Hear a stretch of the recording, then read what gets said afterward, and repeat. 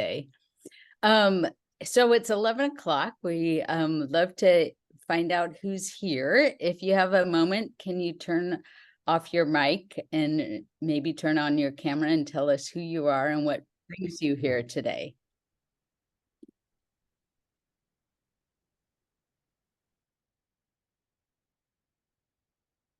This is always the hard part. Who goes first? Nadeje, I'll call on you first because you came first.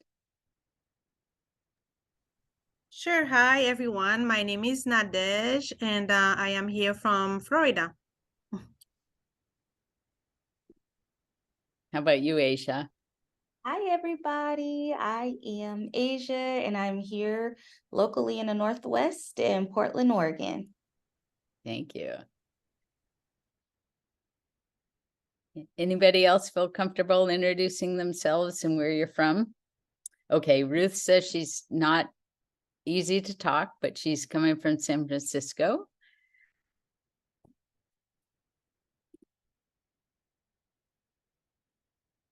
I'll introduce myself. I'm Carlia Camy. I work with March of Dimes NICU Family Support at Dornbecker in the NICU, OHSU. Oh, perfect. So here in Portland, Oregon. Thank you, Carly. How about you, Randy? Hi, everyone. I'm Randy Scrima. I am with Idaho WIC, and I'm in Boise, Idaho. Thanks for joining us. Hi, Dixie, you're next on my screen. Hi, everybody. I'm Dixie Wetzel. I'm one of the faculty members for the program. I'm here in Portland, and I also do a lot of the advising. So I'm happy to see you all here today and to be here with you. Great. Michelle. Hi, everyone. I am Michelle Smith. I am also here in Portland, Oregon, and I am the Doula and Lactation Program Manager over at BPI. Oh, great. Welcome. Nice to meet you. Can I call on you, Sabrina? Hi, I'm Sabrina. I'm a former student at the PSU, OHSU Lactation Program, and I am an IBCLC with Bridgetown Baby here in Portland, Oregon. Awesome. Thank you. Welcome. Kira? Oh, you disappeared. Oh, there she is back. Hello. Sorry, I'm just getting home, so that's okay. Just a quick intro. That's all we're. Yeah. So hello, everyone. I'm happy to be here. A little multitasking at the moment. My name is Kira Peraza. I am a certified breastfeeding specialist. I take my IBCLC exam in about 20 days. So woo! That's where I'm at. And I'm in Vancouver, and I'm just really happy to be here today. We'll be thinking good thoughts for both of you and the other test taker in the group. I know Nadeje is also studying. I don't know about anybody else, but all right. Ash or Brianna, are you all in a place to introduce yourselves?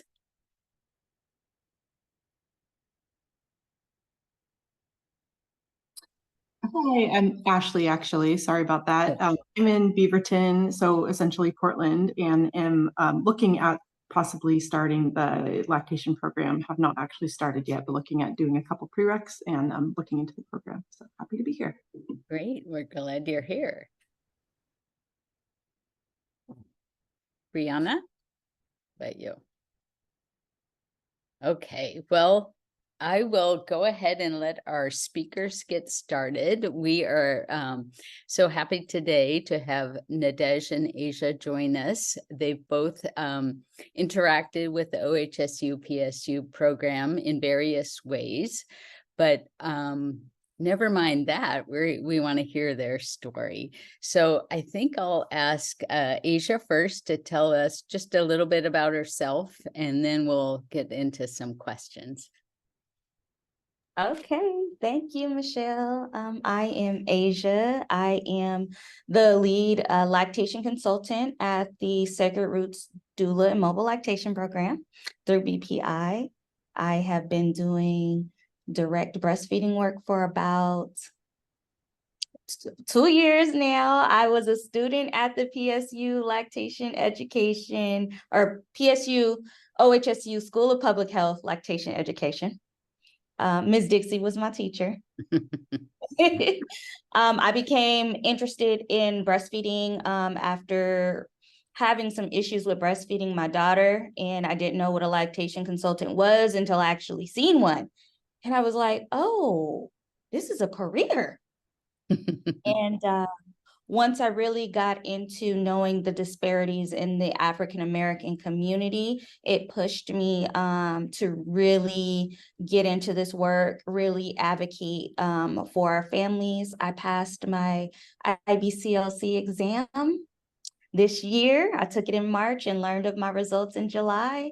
And I've been out here serving families ever since. I have a 10-year-old daughter now who just started 5th grade. Today, I bet, right? Yes, today, exactly. Oh, it's So a that's big a little day. about me. Yes. Great, thank you. Nadeje, how about you? Tell us a little bit about your background. Sure. So Nadeje, my name, and I am the mother of 2 daughters. They are now 19 and 13. And I live in Florida. I recently completed the program, the lactation program at OHSU-PSU.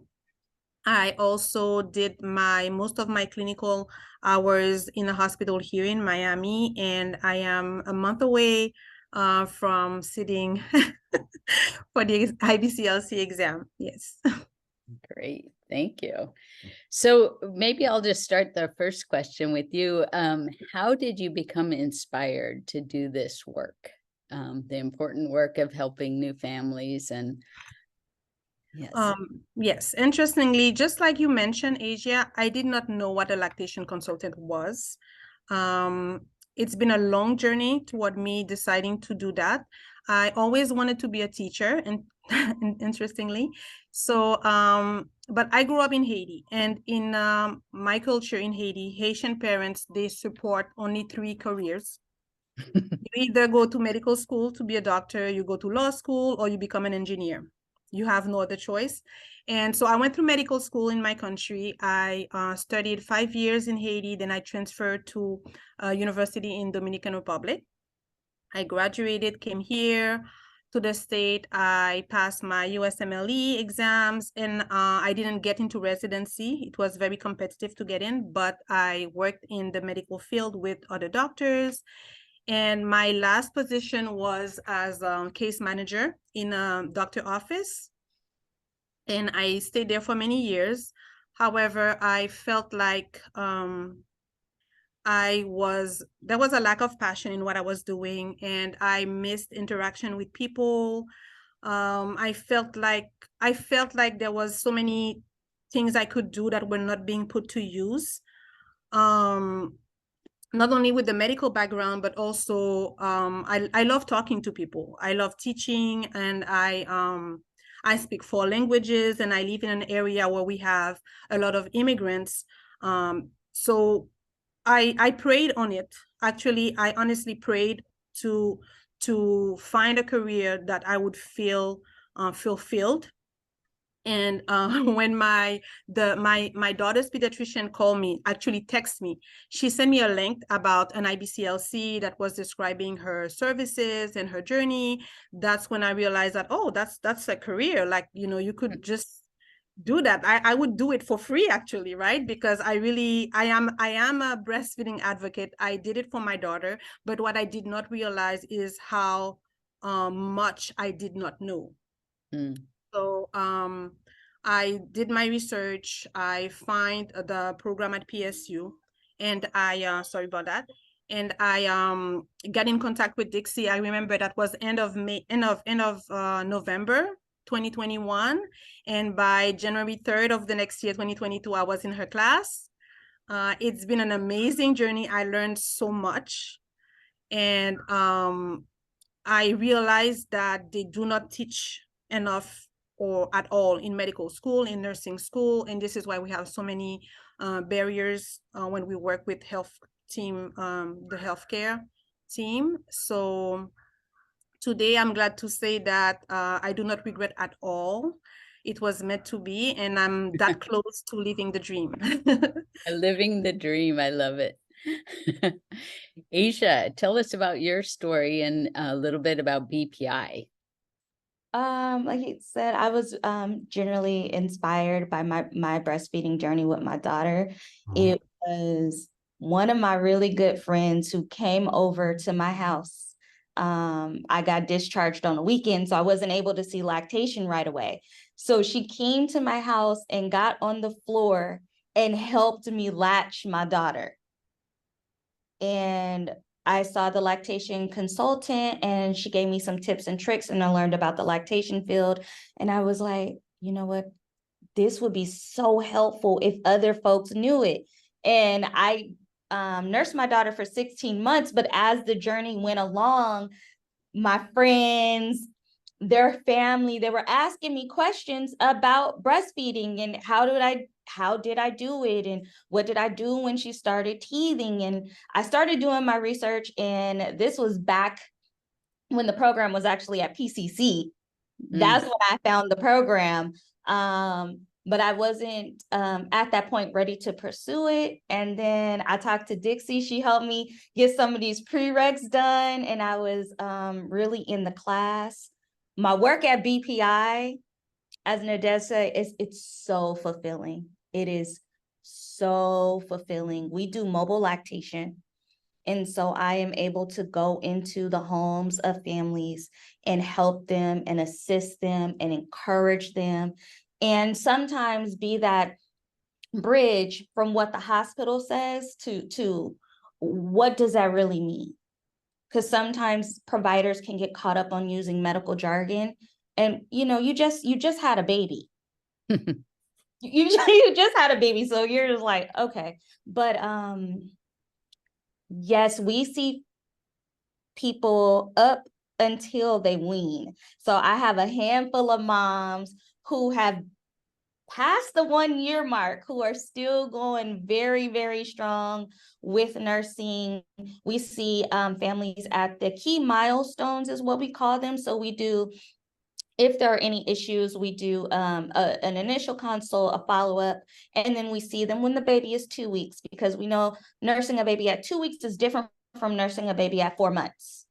So we check in with them at those key times. We also provide postpartum breastfeeding support, and we have a special group for mothers who are really like, I want to do for a year. So we get together, we go over what it's like to breastfeed a baby while they're teething, how to help advocate and protect not only yourself, but others, because we know sometimes nursing is not accepted as in the open, in the public. And so how do you combat that? How do you stop people from trying to shame you while you're feeding your baby? So Asia, I'm sorry, I was just thinking about the theme for this year's Black Breastfeeding Week is We Outside. So you got right to it. Tell us more about what We Outside means to you. So We Outside it's so fitting for this year, because our team has literally been outside for the whole month of August. We have put on so many breastfeeding events, but personally, this means that we are reclaiming our right to breastfeed. We are stating very loudly that we do breastfeed. It is a myth that Black women do not breastfeed, but we do. And so we're going to be outside with it. You're going to see us. We're going to be bold. So that's what that means to me. Nice. I'm getting choked up. How about you, Nadeje? What does it mean to you? Yes, to me, it means not being silent, basically going out and reaching to people instead of waiting for them to come to us. Going and look for people that are not displaying any need, but just reaching out with information, because I realized that the education is like the main part, the most important part when it comes to being able to advocate for yourself. The few patients that I met in my clinical hours, during my clinical hours, I realized that many of them are not trusting. And it's a very short period of time for you to really, for a patient to open up to you and to be able to educate during those like 2-3 days they spend in the hospital. So I feel like with the movement, we outside, we just go and we reach out to people, not only to the potential client and patient, but also to the entire community, like the families, the healthcare providers, like to just educate and then make it like create awareness that this is something that is needed, that is a right, and to make people feel comfortable talking about it, like not being silent about it. Great, thank you. Can you tell me a little bit about your challenges that you ran into along this path to becoming a lactation specialist? Yes, sure. Challenges, there were many, but I can say that I'm so blessed that I chose this faculty. Oh, you dropped off your Sorry. mic. There you go. I'm back on. Yes. So I was saying that, yes, I did have encountered many challenges. Mostly it was balancing life and studies. I was all the way here in Florida, and I had to deal with family, children, and the full-time job, and trying really to advance in the program, in the studies, meet deadlines and all that. So I did find a lot of encouragement and support from all the faculty, Dixie, Rachel, and Michelle, you also. But also the biggest challenge I can tell you was when the time came for me to go into my clinicals, because I chose the pathway 2. It was very difficult for us to find a clinical setting here in Florida that would accept me as a student to follow a preceptor. And I don't know what Michelle did, but she worked magic. I finally get into a hospital here in South Florida. I started doing observation with 2 other preceptors from OHSU and in outpatient. And I was able to do that remotely since it was just observation to start. And still that just show like how people were really willing to support and be flexible to help me at the beginning. Otherwise I would have to wait another year. So I did that for a few weeks. I followed remotely. And then when Michelle finally get a contract with the hospital here, I was able to just jump right in and do over 400 hours, over 400. Well, I only had needed 300, but it was such a pleasure. Like it was so enjoyable just going to the hospital and working with my preceptors. So basically, yes, I did encounter challenges, but with the faculty, they really pushed me through and helped me get where I needed to be. Thank you. How about you, Asia? Any challenges along your way? Yeah, I would say the biggest challenge was trying to figure out which pathway I was going to take once I did the education. I knew that pathway 2 was not going to work for me because I needed to have a full-time job to support myself and my daughter. However, she's actually on this call. I call her my sister because we have been on this birthing world journey since 2017. Actually told me about a position that was opening up at Black Parent Initiative for a lead lactation specialist.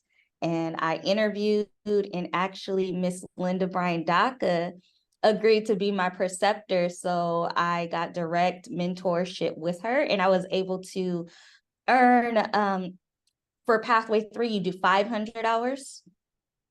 So I was able to earn my 500 supervised hours with her, but yeah, without getting away into BPI, I don't think I would actually be here today.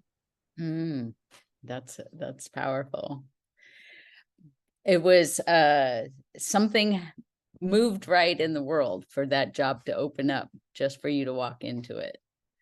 How about tell us some joys that you've experienced along the way, maybe a family you've worked with or something that, you know, suddenly made sense.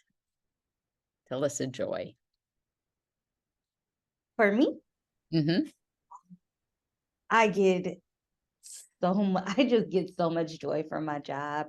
I think the biggest and most heartwarming is when the mom and the baby get it together and they were having a really hard time latching and they get that first really good latch and like a light bulb goes off in mom's head, like, oh, and they're like, I'm doing it. I'm like, yes, you are. So every time that light bulb goes off and it looks like a perfectly in sync dance, my heart just swells. Right? We're in this oxytocin profession for a reason. Sweet. How about you, Nadeje? Tell us some joys. Yes, it's joy all around, I could say. Even though there are challenges. The one more relevant thing I can think of that makes me so much joy, it's very simple. It's just putting a newborn on its mom's chest, like on the mom's chest, like skin to skin. That brings me so much joy. And I think it might have something to do with my life personally, because anytime someone would ask me, okay, what has been the happiest moment of your life? It always brings me to those few seconds when they put my baby on my chest, my first daughter, and they took her right away from me. And at that time, I did not know that, oh, that was a technique. I did not know I could have requested more. I didn't know about the benefits of skin to skins. But I always remember that the few seconds, like how good it felt. And every time I see like a mom has a chance to do it and I'm the one like putting that baby right here on the mom's chest, that's for me, it's very simple, but that's the biggest joy. I'm getting choked up just saying it. It's just the biggest. Yeah.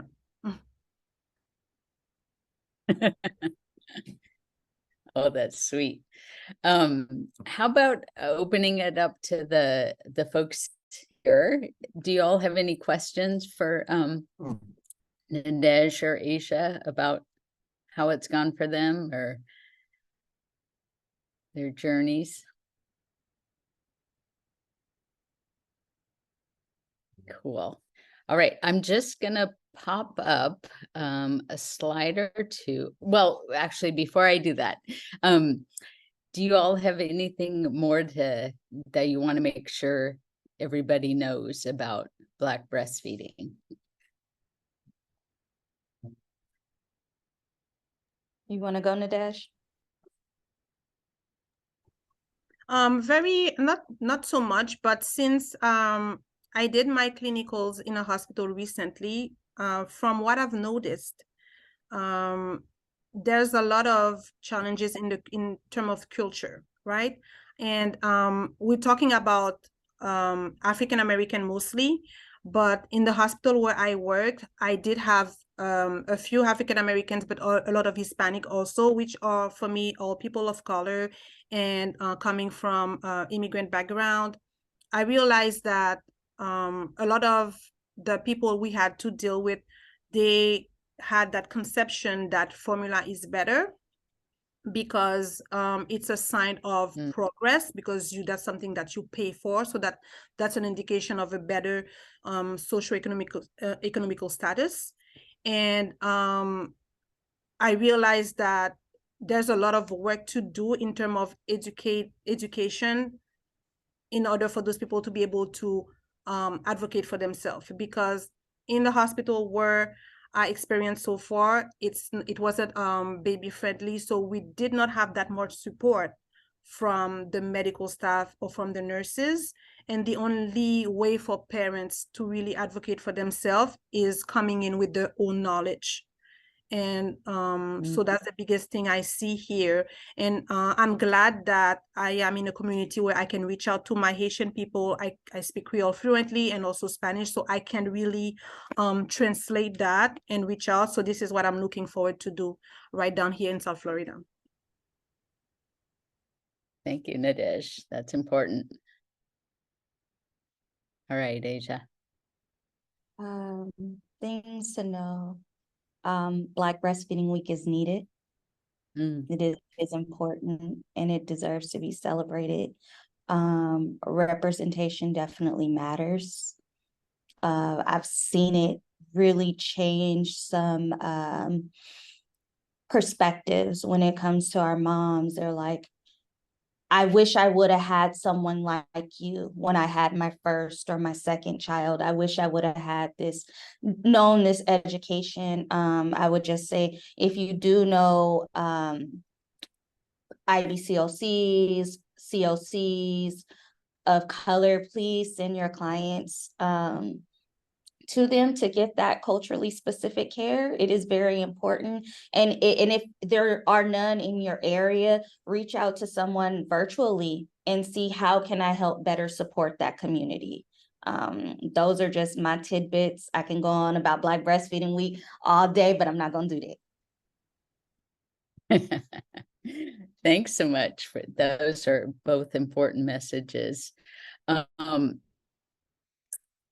Well, I want to respect everyone's time, but I do want to show you a little bit about what it takes to do a pathway to. And Dixie popped into the chat the various pathways, but this one means you take your prereqs, and I think folks have already mentioned those in the as we've gone along. And then you come in and take lactation education. Some folks take it live, meaning they meet every Tuesday coming up from fall through spring. And Lisa's on the line. She's one of our instructors now. Or you can do it like Nadeje did, where it's recorded content and you can hide from your family at 2 in the morning and listen to those lectures and learn your lactation. And then if you decide to come along for pathway 2, then it's a clinical practicum. And here we have interviews for that. And the folks that we select then would go on to get health screenings and et cetera, and do a clinical class before they go to the clinical site. And then they spend 3/4 or 300 hours on site. And then you graduate in June and study. So that's right where we are right now. And once that exam happens, the results, just FYI, for those of you who aren't aware, it takes 3 months, no less usually, to get that exam scored. So it is a waiting game. But we want you to know that we are a resource for you, regardless of which pathway you decide to go with. And our advising appointments are available to anyone. So Dixie, who's on the line here, is our main advisor, but we all take a turn now and then. So anyway. Thanks again for joining us. The same thing they'd like to add or throw out?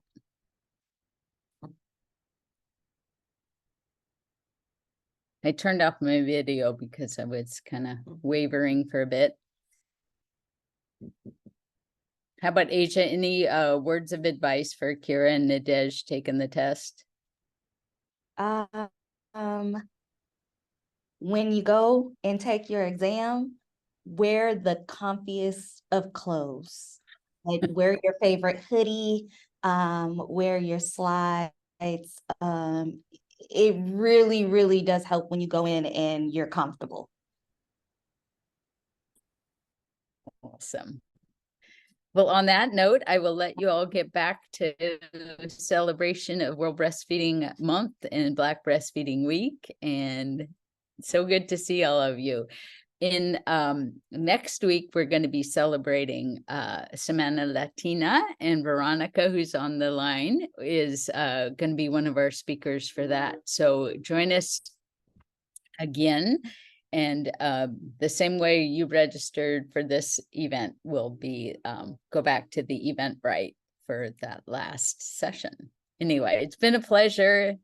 Thank you for joining us.